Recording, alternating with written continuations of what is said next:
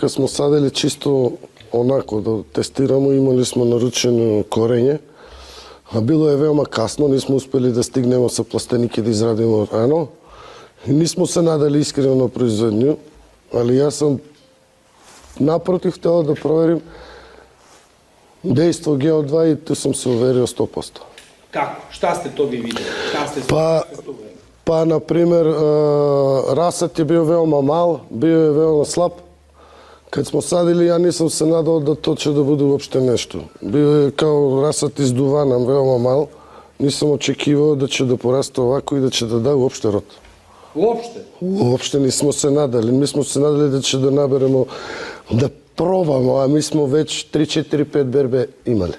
По препоруци од Мокапром дали смо и мало азот, да, само азот, ништо више. Мислим да има разлика на ти редови кои смо били кога сме вршили опиде и они што ни и плод е веќи и производ е лепши, добар за око и опет ќе да буде, мислимо, још болje и да буде ове години. Пошто сме ове години узели доста и бацит ćemo на све култури. Колку баците сад по хектару? По овако, на виноград идемо 300 килограма по хектару, правит ćemo на две етапи, сад едну и тек таму у февруару, пред почеток марта, кад крене вегетација,